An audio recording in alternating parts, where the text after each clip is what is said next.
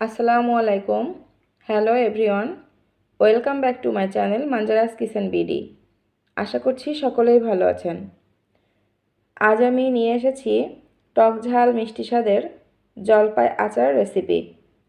এটা একবার খেলে বারবার খেতে মন চাইবে। তো আর দেরি না করে লোভনীয় এই রেসিপিটি চলুন দেখে নিই।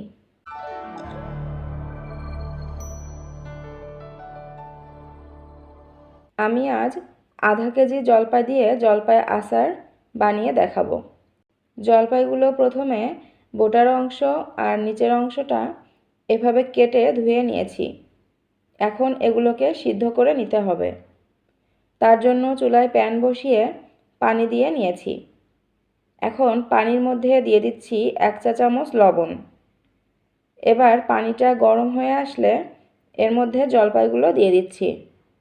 জলপাইগুলো এভাবে ফুটাতে থাকবো যতক্ষণ না এগুলো সিদ্ধ হয়ে ফেটে যাবে। এটা করতে 10 থেকে 15 মিনিটের মতো সময় লাগবে। দেখুন আমার জলপাইগুলো সিদ্ধ হয়ে ফেটে গেছে। এ পর্যায়ে চুলা অফ করে দিলাম। এখন এগুলা চুলা থেকে নামিয়ে পানি ঝরিয়ে একপাশে রেখে দিব ঠান্ডা হওয়ার জন্য। অপরদিকে আমি এখানে নিয়ে নিয়েছি 1 টেবিল চামচ পাঁচফোড়ন এবং 4 থেকে 5টি আস্ত শুকনা মরিচ। এখন এগুলো আমি কিছুক্ষণ ভেজে নিব। তার জন্য চুলায় প্যান বসিয়ে শুকনা প্যানে এগুলো টেলে নিব। এগুলো টেলে নিয়ে একটু ঠান্ডা করে এখান থেকে 2টা মরিচ ও পাঁচফোড়নগুলো একসাথে গুঁড়া করে নিব। এবার সিদ্ধ জলপাইগুলো ঠান্ডা হয়ে গেছে। এখন এগুলো আমি হাতের সাহায্যে এভাবে ম্যাশ করে নিচ্ছি। এভাবে একটু চাপ দিলেই এগুলা ভেঙে যাবে।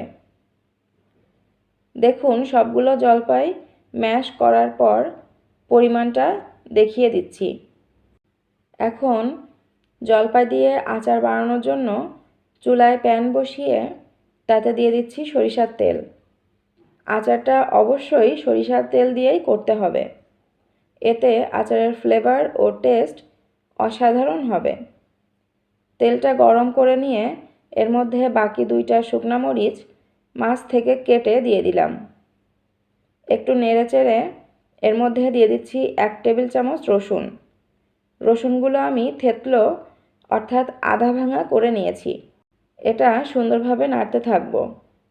রসুনগুলো গোল্ডেন কালার হয়ে আসলে এর মধ্যে ম্যাশ করে নেওয়া জলপাইগুলো দিয়ে দিচ্ছি। এগুলো সুন্দরভাবে নেড়েচেড়ে নিব। চুলার আঁচ মাঝারি রাখবো। এ পর্যায়ে দিয়ে দিচ্ছি মেজারমেন্ট কাপের হাফ কাপ চিনি। তবে আপনারা আপনাদের টেস্ট অনুযায়ী চিনি নিতে পারেন।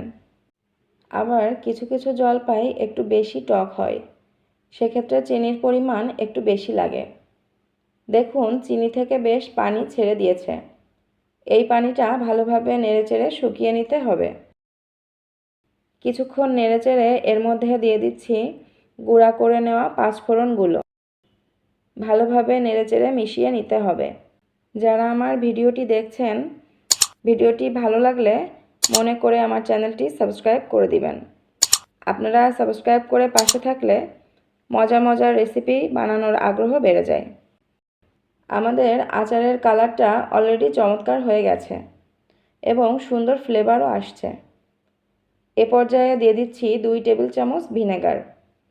ভিনেগার আচারের প্রিজারভেটিভের কাজ করে। এর ফলে দীর্ঘদিন আচারটা ভালো থাকবে এবং নর্মাল টেম্পারেচারে রেখেও এটা সংরক্ষণ করে অনেক দিন খেতে পারবেন। ভিনেগার দেওয়ার পরে আচারটা একটু পাতলা মনে হবে, কিন্তু কিছুক্ষণ জাল করে নাড়তে নাড়তে এটা শুকিয়ে আসবে। জাল করতে করতে শুকিয়ে ঠিক এমন একটা টেক্সচার আসা পর্যন্ত এটা জাল করতে থাকব। আমার আচার বানানো শেষ। এখন চুলা থেকে নামিয়ে ঠান্ডা করে নিতে হবে। এই আচারটা ফ্রিজে না রেখেও যে কোনো কাঁচের জারে রেখে 6 মাস পর্যন্ত খেতে পারবেন। আর ফ্রিজের নর্মাল টেম্পারেচারে রাখলে 1 বছর পর্যন্ত খেতে পারবেন। দেখুন ভিউয়ার্স, জলপাইয়ের টক মিষ্টি আচার কত লোভনীয় দেখাচ্ছে। এর স্মেলটাও অসাধারণ হয়েছে। নিশ্চয় আপনাদেরও ইচ্ছা করছে এটা বানাতে। তো আর দেরি না করে আপনারাও বাসায় ট্রাই করুন ও কমেন্টে আমাকে জানান কেমন হলো। ভিডিওটি ভালো লাগলে লাইক, কমেন্ট ও শেয়ার করে আমাদের পাশে থাকবেন। শেষ পর্যন্ত আমাদের সাথে থাকার জন্য ধন্যবাদ। ভালো থাকবেন, সুস্থ থাকবেন, স্বাস্থ্যকর খাবার খাবেন। আল্লাহ হাফেজ।